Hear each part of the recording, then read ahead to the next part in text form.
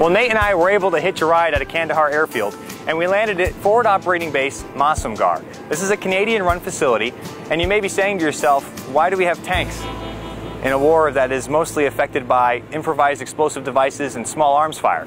Well, we're going to find out some of those answers and find out how tanks are employed in the COIN strategy, as well as talk to some of the troops who live, work, and serve here. Day 10 starts right now.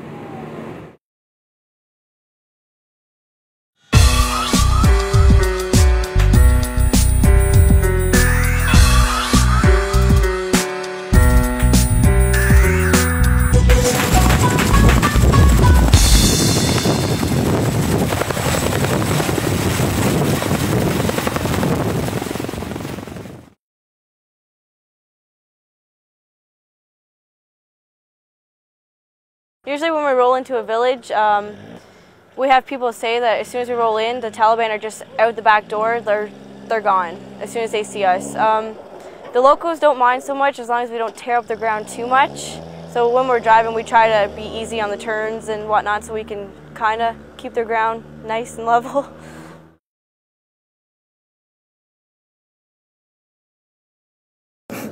My dad absolutely loves it. He took me to the recruiting center to get recruited, so. How about yours? My dad, not so much. He wanted me to do something more like nurse or something in Civiland, but he's okay with it. He said as long as I like it, then that's all that matters.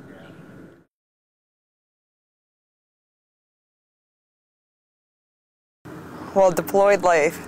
Well, our kitchen, I don't want to say anything nasty about them, but the food has no taste. So the food's like sometimes good if we have pizza or something that just like comes out of a box and goes in the oven. That's fantastic. That's all right. The living quarters? Living quarters, you couldn't ask for yeah. You couldn't ask for anything else. Like we got internet, we have phones. We have everything we need. Everything that makes it like home here now. We got the animals, we got like the dogs, cats.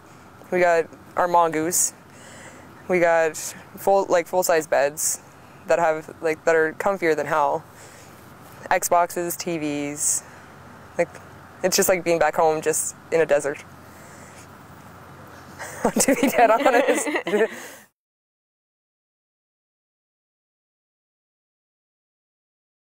Yeah, I didn't think it would be anything like this.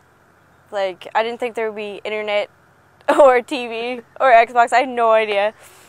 It's like just rumors you hear back home is like you eat rations most of the times, but we barely eat rations. It's just the only time you eat rations is when you go to the gate. Not even, because we have a kettle on our tank and we make soup and stuff. I think I might have eaten like 4 rations or 5 rations since I've been here.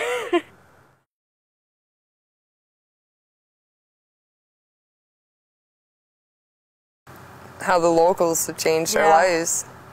Definitely. Like just seeing how they live and how great we have it. Like it's a big culture shock. The kids back home don't know what they got. Pretty much. I guess we're kind of like the same case. Yeah. Yeah, but see, we grew it up. Yeah. That's true.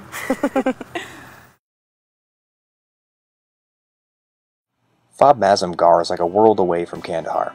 Something about it feels more real, and the people seem to have a better grasp on how they affect the community that surrounds them. Now I hope you enjoyed the conversation with Stevie LaFontaine and Karina Skinner. I found them interesting because they're doing something women in many countries can't. They're combat soldiers, filling combat positions. A tank loader and driver. They face the same dangers that the men do. Now Nate and I will be out of touch tomorrow. We're heading downrange to bring you closer to the Afghan people of southern Afghanistan. Unfortunately, that also means no internet to upload. Now when we return, we will show you what we've experienced. So stay tuned.